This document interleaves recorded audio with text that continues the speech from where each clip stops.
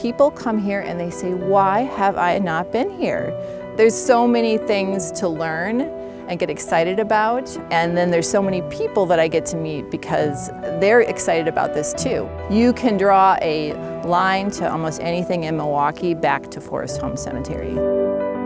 I'm Sarah Tomlin. I'm the first executive director and I've been here for 5 years. So let's start with the big one, and this is our 175th year as a cemetery.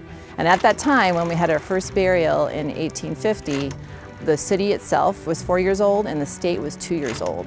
So really, the city grew up around us. The cemetery itself is larger than any city park. So we are 189 acres and we have 118,000 people who are buried here, and we're an active cemetery. We're so large that we will continue to bury people for another 100 years. If you've been wondering, why are the streets named what they are? Why are buildings named after certain people? That's where these people live and reside, and you can learn all about the history of Milwaukee outside of our gates or inside of our gates, but it really is a touchstone to the entire city and its history. And if you go on a tour, you'll get more of a deep dive. For Anita's tour that she's going to be doing for the women's history, you will be going to the sculpture because Alice Miller Chester is the one that is going to be talked about at this monument.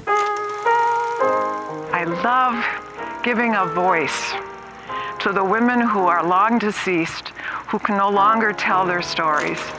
Hi, my name is Anita Petrikowski. The tour that I'm offering this year is called Milwaukee's Women of Influence. And on the tour here at Forest Home Cemetery, we'll be visiting the graves of 11 women who have very fascinating stories and have made wonderful contributions to the city of Milwaukee. I worked as an educator for the Milwaukee Public Schools for 42 years. But the past 10 years, I've been volunteering here as a docent at Forest Home Cemetery. A docent is a person who conducts the research that's necessary in order to create a tour. It's an emotional bond that I have with these women and with the cemetery. Now we do host about 40 different tours throughout the year. We have at least 5 or 6 different signature events. So there's definitely ways for people to come here and experience the cemetery with other people. Well, one of the most interesting women that I like to talk about is Dr. Laura Ross Wolcott, who was both Wisconsin and Milwaukee's first female physician. It's a place that is not only a huge arboretum that is accredited, but we also have amazing sculpture. We're a sculpture park, like the original sculpture park. And this one in particular is a very well-known artist. His name is Daniel Chester French, who made this angel. And you can visit another one of his sculptures at the Lincoln Memorial in Washington, D.C. He is the one that designed that. Georgia Stebbins was the keeper of the North Point Lighthouse. Each day she had to climb the steps of the lighthouse.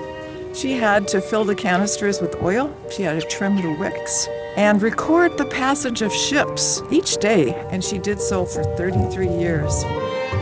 We just want to be a welcoming space to let people understand how wonderful this gym is for Milwaukee to have. We get to share that. We get to share a love of sculpture. We get to share a love of art, of history, and nature. I think the stories of the women and the tour here at Forest Home Cemetery is so important because when you look at their markers, you have no idea what their contribution was to our city's history, no idea about their life while they were living here. And so attending a tour like this is just a wonderful way to honor the women and to keep their legacy and their memories alive.